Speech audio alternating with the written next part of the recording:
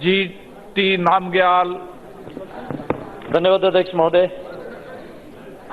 आज मैं आपके माध्यम से सरकार का ध्यान लद्दाख के टेलीकम्युनिकेशन के स्थिति पर आकर्षित करना चाहूँगा।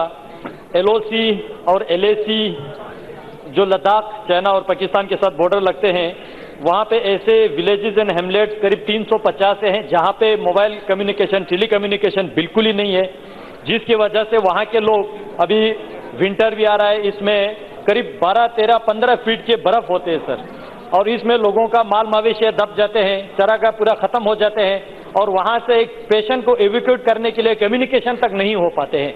पिछले साल तक हमारा 344 ऐसे DSPTs चलते थे, वो सारा बंद हो गया सर। इस बार आने वाले विंटर हमने कैसे जीवित रहना है वो अनुमान नहीं कर सकते। मैं आपको बता दूं, मेरे संसदीय क्षेत्र द्रास में आज के टेम्परेचर -24.8 चल रहे सर।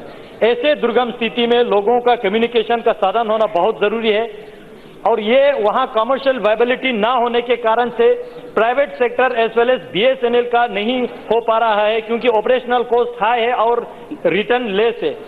इस स्थिति में मेरे भारत सरकार से निवेदन है, यूनिवर्सल सर्विस ऑब्लिगेशन फंडिंग के तहत, USOF के तहत पूरे लद्दाख को टेलीकम्युनिकेशन के साथ जोड़ दे। और मैं माननीय मंत्री जी का आभार हूं, क्योंकि जितना मेरे पिछले 5 महीने में चिट्ठी लिखा, सबको मुझे जवाब मिला, लेकिन एक्शन बिल्कुल नहीं मिला सर।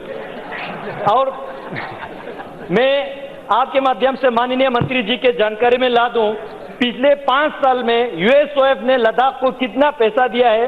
2014 से 15 और 15 से 16 तक नील, 16 से 17 तक 9,14,000, 17 से 18 तक 1,34,000 और 18 से 19 तक 1,54,000। अगर डिपार्टमेंट मुझे बोल देता तो मैं किसी सरपंच से इससे ज्यादा पैसा दे देता सर डिपार्टमेंट को। मैं सरकार की आलोचना नहीं कर रहा हूं सर, सरकार पूरा ध्यान रख रहा है, पूरा डिजिटल इंडिया के साथ जोड़ रहा है, लेकिन डिपार्टमेंट में कुछ अधिकारी बैठे हैं, वो सारा ये काम ठीक तरह से नहीं कर रहे सर।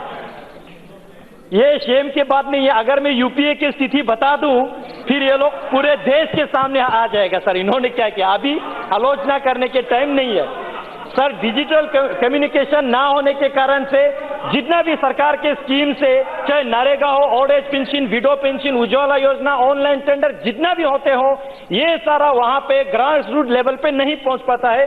इसलिए मेरे सरकार से निवेदन है, इसको प्रायोरिटी देके ये पूरे लद्दाख क्षेत्र जो है केंद्र शासित प्रदेश बनने के बाद डिजिटल लद्दाख बनने की कृपा करे। ये मेरे आपके माध्यम से माननीय मंत्री जी से निवेदन है सर। बहुत बहुत धन्यवाद। श्री हरीश द्विवेदी।